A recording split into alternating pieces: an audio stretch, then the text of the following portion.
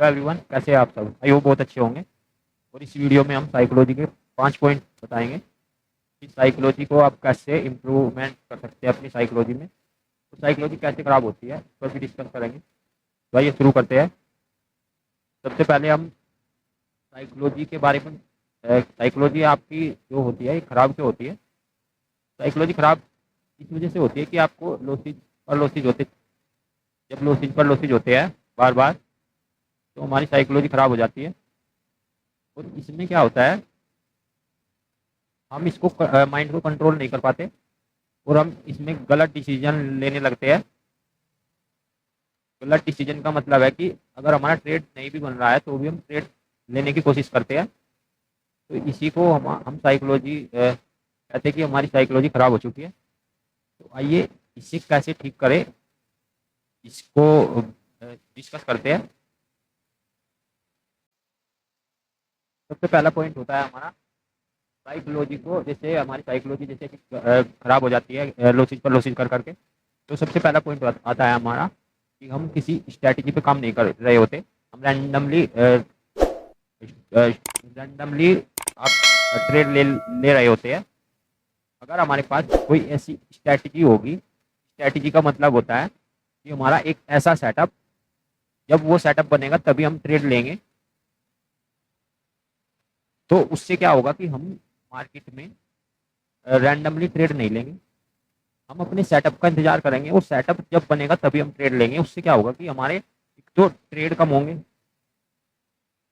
होंगे और हमारा सेटअप जब बनेगा तभी हम ट्रेड लेंगे। तो उससे क्या होगा कि हमें वेट करना आएगा मार्केट में। वेट करने का मतलब है कि जैसे हमारा कोई सेटअप है, हम किसी सेटअप पर काम करते हैं, जैसे कि हम 9 मूविंग एवरेज पर काम करते हैं। 9 मूविंग एवरेज के ऊपर कैंडल निकली और हमने ट्रेड लेना है। अगर मार्केट साइडवेज है, यहीं पे साइडवेज है और 9 मूविंग एवरेज के ऊपर मार्केट जा ही नहीं रही, तो हम हमारा ट्रेड नहीं बनेगा और हम रैंडमली ट्रेड नहीं करेंगे। तो हमारे पास एक ऐसी स्ट्रैटेजी भी होनी चाहिए ताकि हम मार्केट में वेट कर सके और हमारा जब सेटअप बनेगा तभी हम ट्रेड करेंगे। तो उससे क्या होगा, हमारी साइकोलॉजी खराब नहीं होगी क्योंकि हम वेट कर रहे हैं अपने सेटअप का वेट करेंगे। तो उससे क्या होगा कि हमारे ट्रेड भी कम होंगे और हमें कहीं भी अ, उस ट्रेड के बारे में पता भी होगा कि हमारा एसएल यहाँ पे रहेगा और हमारा टारगेट ये रहेगा। तो हम रैंडमली कोई भी ट्रेड नहीं लेंगे। तो इससे हमें अपने सेटअप पर वेट करना पड़ेगा और रैंडमली हम ट्रेड नहीं लेंगे। तो हमारे पास एक ऐसी स्ट्रैटेजी भी होनी चाहिए जिससे हम रैंडमली ट्रेड ना बना पाए। और हमारा अगला पॉइंट है, में साइकोलॉजी में हम सिर्फ 5 पॉइंट इस वीडियो में बताएंगे आपको। पहला आता है हमारा स्ट्रैटेजी। एक स्ट्रैटेजी हमारे पास होनी चाहिए।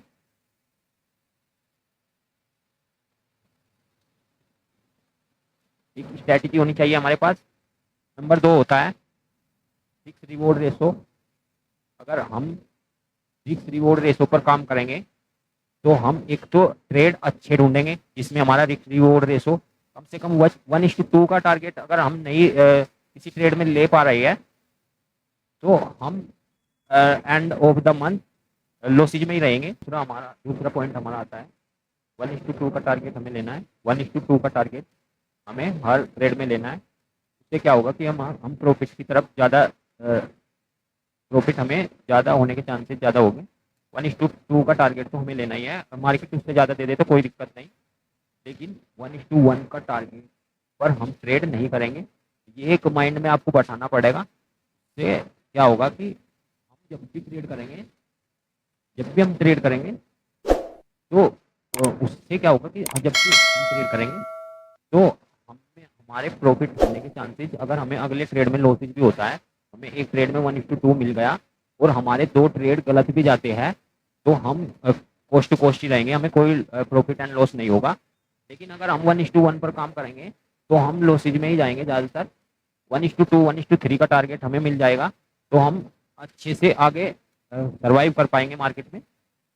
क्योंकि अगर हमारा 1:2 का टारगेट हिट होता है और हमारे 2 SLP हिट होते हैं तो हम कोस्ट टू कोस्ट ही रहेंगे, हमें ज़्यादा फर्क नहीं पड़ेगा मार्केट में। क्योंकि मार्केट कभी कभी 1:3 1:4 तक का टारगेट इजीली दे देती है। तो 1:1 1:2 पर हमें सबसे पहले फोकस करना है। 1:2 तो हमें मार्केट से निकालना ही पड़ेगा। 1:2 का टारगेट हम लेंगे तो हमारी साइकोलॉजी, हमारा जो कॉन्फिडेंस होगा वो बढ़ेगा, और हम प्रॉफिट में जब आ जाते हैं तो हमारा कॉन्फिडेंस और भी अच्छा हो जाता है। इससे हमारी साइकोलॉजी बहुत अच्छी हो जाती है। साइकोलॉजी पर इफेक्ट नहीं आता। जब हम लॉसेज में होते हैं तो हमारी साइकोलॉजी तभी ज़्यादा डिस्टर्ब होती है। तो हमें 1:2 पर फोकस करना है। और एक आप, जैसे कि हमने कोई ट्रेड लिया, उसमें हमें पता है हमारे 10 पॉइंट का एसएल है इसमें, और हमें 20 पॉइंट इसमें लेने हैं। तो हमें अपना एसएल पहले से ही पता होगा, इससे हमारा माइंड डिस्टर्ब नहीं होगा, क्योंकि हमें पता था कि इसमें 10 पॉइंट का एसएल लग सकता है इसमें 10 पॉइंट का एसएल, और हमें 20 पॉइंट मिल जाए, इसमें 30 पॉइंट मिल जाए। प्रॉफिट को आप जितना ज़्यादा राइड कर सकते हो उतना करने की कोशिश कीजिए। प्रॉफिट में आप भागने की कोशिश मत कीजिए। प्रॉफिट आप, जब भी आप प्रॉफिट में हो तो उससे और राइड करने की कोशिश, 20 पॉइंट मिल रहा है, 30 पॉइंट निकालने की कोशिश कीजिए। हमारा जब भी टारगेट हिट होता है तो उसमें राइड करने की कोशिश कीजिए। भले ही आपको आधी क्वांटिटी इसमें निकाल देनी है, और आधी क्वांटिटी को आप राइड कीजिए।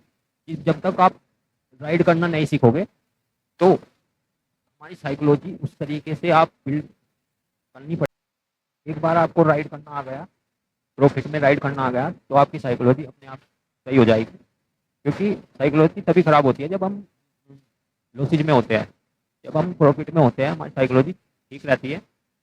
और एक पॉइंट और है, ट्रेड लेने से पहले ये एसएल तो हमें पता होना ही चाहिए। एक आप जर्नल जरूर बनाइए।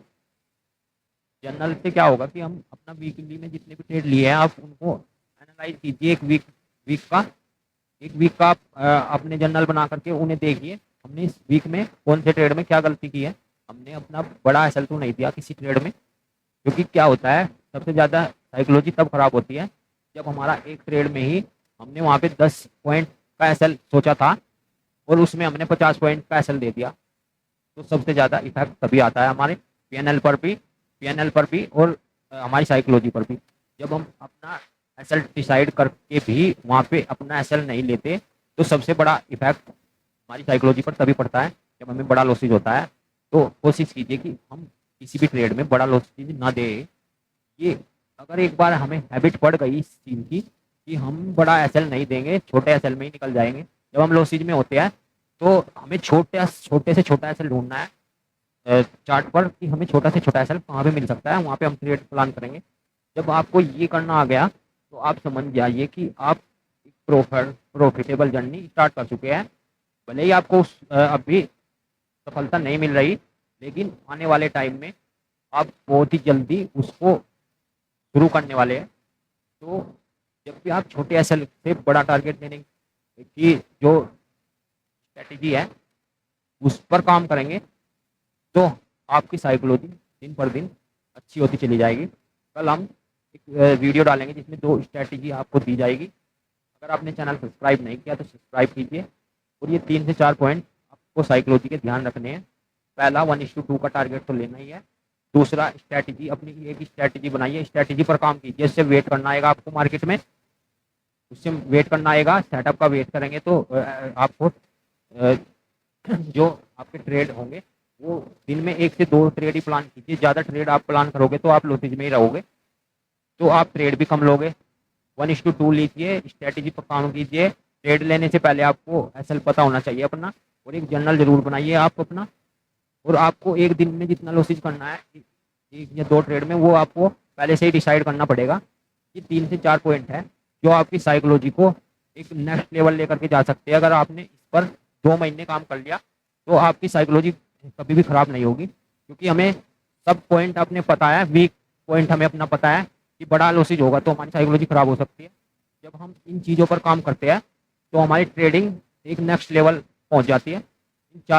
3 से 4 पॉइंट पर आप काम करोगे तो आप एक प्रॉफिटेबल जर्नी स्टार्ट कर पाओगे। ये पॉइंट आपको कोई नहीं बताएगा, लेकिन 3 से 4 पॉइंट है, यही 3 से 4 पॉइंट है जो आपको एक नेक्स्ट लेवल ट्रेडर बना सकते हैं। ट्रेडिंग बहुत आसान है, लेकिन आपको बस उसका थोड़ा सा तरीका आना चाहिए। कल 2 स्ट्रैटेजी की वीडियो हम डालेंगे। प्लीज़ अगर चैनल सब्सक्राइब नहीं किया तो सब्सक्राइब कीजिए, और कल वे वीडियो आप जरूर देखना। फिर नेक्स्ट लेवल की वीडियो आपको मिलने वाली है। तो मिलते हैं नई वीडियो में, तब तक के लिए जय हिंद।